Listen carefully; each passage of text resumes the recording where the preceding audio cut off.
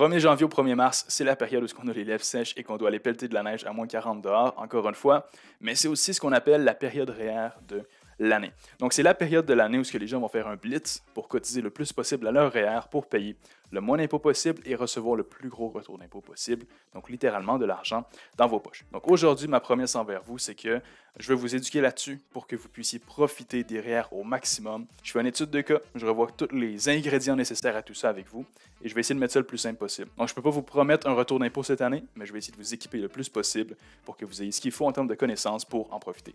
Assurez-vous que vous avez bel et bien un REER. Ça paraît niaiseux comme commentaire, mais des fois, il y a des gens des CELI qui cotisent en croyant que c'est un REER. Faites sûr de ce que vous avez, OK? Le REER est le seul compte de placement qui vous permet de réduire votre salaire imposable. Réduire le salaire imposable, c'est la phrase du siècle, OK? Donc, deuxième des choses, faites sûr que vous avez des bons placements dans vos REER, parce que si vous avez des CPG ou des comptes épargne, ça sert absolument à rien. La plupart du temps, ça ne générera même pas assez d'argent pour contrer l'inflation. Mais ça, c'est un autre sujet. Donc, faites sûr que vous avez des bons placements. Et si vous avez besoin d'aide là-dedans, petit placement de produit, prenez rendez-vous avec nous. Dans la description, il y a un lien. On va pouvoir vous aider. C'est totalement gratuit. Il y a une équipe qui est là pour vous, strictement pour vous. Donc, ensuite, ce que je veux qu'on ait voir, c'est qu'au Québec, on a un taux d'imposition qu'on appelle progressif.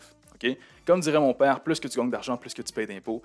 Puis les impôts, c'est aussi sûr que la mort, tout le monde en paye. Okay? Donc, si je gagne 49 000 $ par exemple, mon taux d'imposition marginal, donc le plus élevé que j'ai, parce que c'est en tranche, ça augmente toujours, est moins élevé que lorsque j'étais à 109 000 $. Okay? Plus qu'on gagne, plus qu'on paye, vous l'avez déjà compris. Donc, ce qui nous intéresse, c'est le taux d'imposition marginal. Pourquoi? Parce que c'est qu'est-ce qui va nous permettre de définir si cotiser à nos REER est plus avantageux que cotiser au CELI. Okay? Parce que lorsqu'on retire des REER, on paye aussi de l'impôt, mais ça, j'y viens à la fin du vidéo.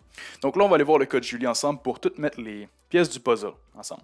Donc, Julie, c'est une femme seule de 40 ans. Un cas simple, on va rajouter des complexités par la suite. Elle gagne 70 000 $ par année. Donc, si on se rappelle du tableau, son taux d'imposition marginal, 37,12 %. Rappelez-vous de ça.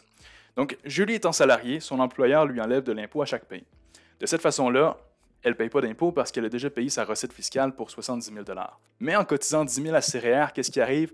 Elle réduit son salaire imposable de 10 000 $. Donc, le gouvernement lui envoie une facture pour une valeur de 60 000 $ en impôt à payer. Mais elle a déjà payé pour 70 000 $, donc elle a trop payé. Donc, combien est-ce que le gouvernement lui rembourse de son argent durement gagné? 3 712 $. Donc, la cotisation REER, grossièrement, fois le retour d'impôt. C'est fantastique. Personnellement, en finance, quand je vois ça, c'est mon argent qui ne va pas dans les poches du gouvernement. Je suis très content de voir ça. C'est peut-être le capitaliste en moi qui parle, mais je préfère que mes clients aient leur argent à eux et que ça n'aille pas dans les poches du gouvernement, tout simplement. Et je crois que tout le monde est un petit peu similaire, donc pourquoi pas en profiter. Maintenant, il y a deux choses qui s'en viennent, très très importantes. Première des choses, qu'est-ce que je fais avec mon Moses de retour d'impôt? Qu'est-ce que je fais avec ça? C'est ça qui va faire en sorte qu'on a des bons épargnants ou des mauvais épargnants. C'est ça qui va faire en sorte que je prends ma retraite 2, 3, 4, 5 ans plus tôt, ça va détruire ou faire des rêves. OK, là, je mets ça extrême, mais c'est réellement ça. Quand mes clients reçoivent leur retour d'impôt, parfois, surtout les nouveaux clients vont me dire « Gab, je veux m'acheter un nouvel ordi. Gab, je veux me payer un voyage dans le sud. Gab, je veux m'acheter un 4 roues. » Non. OK, ça peut me faire un petit peu bonhomme 7 heures, mais non, c'est pas la bonne chose à faire. Pourquoi? Bien parce que ça me dit deux choses. Première des choses, si vous avez des projets court terme, un voyage ou quoi que ce soit, ça devrait déjà être dans votre planif. On devrait déjà planifier à chaque semaine, à chaque mois, les montants nécessaires pour l'atteinte de votre objectif, tout simplement. On ne doit jamais être dépendant d'un montant facultatif qui arrive en bonus à la fin de l'année. No way, ça me dit ça déjà. Ensuite, sur le long terme, ça fait mal, OK? Parce que qu'est-ce qui arrive? C'est que je peux prendre mon 3712 et le remettre l'an prochain dans mes REER avec le 10 000 que je vais remettre. Donc là, je ne mets pas 10 000, je mets 13 000. Donc, je réduis encore plus mon salaire imposable, encore plus de retour d'impôt. C'est une boule de neige qui fait juste grandir jusqu'à ma retraite, tout simplement. Ou je peux le mettre dans mon CELI, ou je peux l'investir, quoi que ce soit. Ça fait beaucoup d'argent. Au bout de 10 ans, ça fait 37 000 $. C'est pas négligeable, c'est beaucoup d'argent qui doit être investi. Oui, c'est plus de discipline, mais j'ose croire que le jeu en vaut la chandelle, OK? Ça, c'est le cas de Julie. Vous, je vais dire comme votre mère vous dirait, vous êtes unique. OK? Chaque situation est unique, donc ne vous fiez pas juste à la tranche d'imposition. Si vous avez des enfants, par exemple, c'est un gros game changer. Les enfants en finance, surtout au niveau du retour d'impôt, c'est des machines à cash parce que si vous avez des enfants, on reçoit plus d'allocs, on reçoit plus de primes au travail, on reçoit plus de plein de trucs, ce qui fait en sorte que vous n'aurez peut-être pas 37 % de retour, peut-être 45 voire 50 %. J'ai fait une vidéo là-dessus. Donc, gardez tout ça en tête, chaque situation est unique, mais les choses à savoir tout de suite. Êtes-vous salarié? Oui, non. Oui, OK. Votre salaire annuel brut, le plus gros des deux, c'est quoi? C'est ça, OK. Taux d'imposition marginal, c'est ça, OK. C'est check. Combien est-ce que je mets à mon REER? Mon nouveau salaire après cotisation REER? Qu'est-ce que j'ai payé? Et là, vous allez avoir l'approximatif de votre retour d'impôt.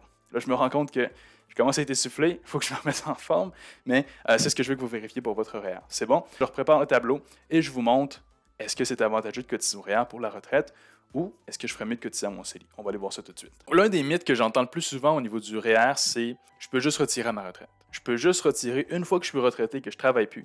Sinon, j'ai aucun accès possible à mes REER. Eh bien, chers amis, c'est complètement faux. Vous avez toujours accès à vos REER, mais c'est à vos propres risques et périls. Le moment du retrait du REER est crucial. Parce que oui, ça réduit mon salaire imposable lorsque je cotise à mon REER. Mais lorsque je retire, ça va augmenter mon salaire imposable parce que c'est une source de revenus. Je vous donne un exemple. Je gagne 100 000 cette année, je retire 10 000 de mes REER, le gouvernement ne m'impose pas sur 100 000, mais sur 110 000 $. Donc c'est pour ça qu'on dit qu'à la retraite, on peut retirer de nos REER, parce qu'à partir de ce moment-là, normalement, je dis bien normalement, notre salaire imposable est moins élevé. Parce que la vie coûte moins cher, on n'a pas un salaire fixe, donc on se retire juste ce qu'on a de besoin, les enfants sont partis, la maison est payée, etc. Ça coûte moins cher vivre dans 99% des cas. Donc c'est pour ça qu'on dit que c'est juste à la retraite qu'on retire du REER. OK?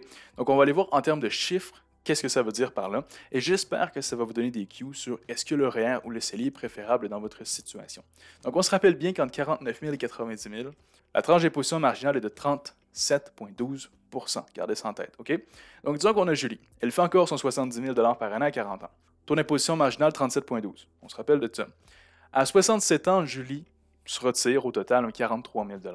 Donc son taux d'imposition marginale est moins élevé, à 27,52. C'est une grosse différence. Donc, pendant sa carrière, elle a mis 10 000 à ses REER, elle a reçu 3 712 en retour d'impôt. À sa retraite, elle retire le même 10 000 $, sans considérer le fait qu'il aurait fait des rendements. Elle doit donner 2 752 $ en impôt. Donc, juste parce que son taux d'imposition a changé, elle fait un profit net de 960 $. Donc, très important de planifier vos cotisations et vos retraits pour faire en sorte qu'on optimise au maximum les valeurs avec les taux d'imposition. Okay? C'est très, très, très important. Donc ça, c'est le premier facteur à considérer au niveau du REER. Si pour X raison, vous allez gagner le double de salaire à votre retraite pour je ne sais pas quelle raison, repensez-y un peu parce que vous allez payer plus d'impôts qu'on vous en a donné. Donc est-ce que c'est avantageux? La question de pose, et ça apporte le deuxième point. Si vous avez écouté mes conseils de vieux hommes sages et que vous avez réinvesti votre retour d'impôt au lieu de le dépenser pour un voyage à Cayo Coco, par exemple, eh bien, vous avez fait des intérêts sur un plus gros montant. Parce que si j'investis 10 000 $ et que je fais 10 % de rendement, l'année suivante, j'ai gagné combien? J'ai fait 1 000 $ en profit. Donc, je suis rendu à 11 000 $. Mais si j'ai réinvesti mon 3 700 et que je fais 10 % de rendement sur 13 700, je suis rendu à combien? J'ai un 1 370 de plus qui s'ajoute. Donc, ma somme grandit toujours de plus en plus vite, c'est exponentiel. Donc, si on fait le même travail pendant 10, 15, 20, 30 ans, pas du tout la même situation. Je vais vous mettre ici deux calculs différents avec retour d'impôt réinvesti et retour d'impôt non réinvesti. Et vous allez voir la grosse différence. Donc, ça peut être considérable parce que si je mets toujours mon 10 000 en CELI, j'ai pas mon retour d'impôt.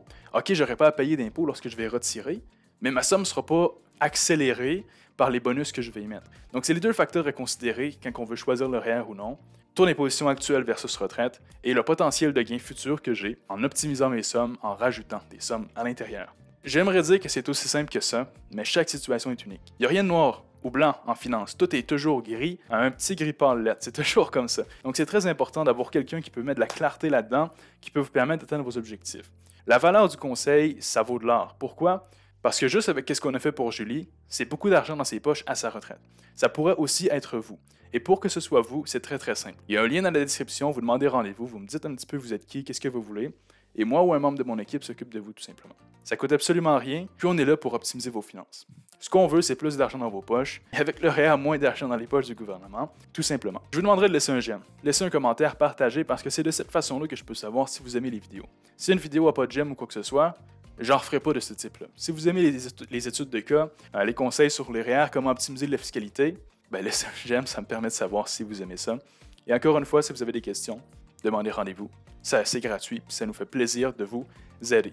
Donc sur ce, bonne année tout le monde, bien de la santé, bien du plaisir et bon pelletage avec vos lèvres sèches dehors. La semaine prochaine, en passant, il y a une vidéo pour les travailleurs autonomes. Intéressant pour tout le monde, mais très particulièrement pour les travailleurs autonomes. Donc sur ce, salut chers amis.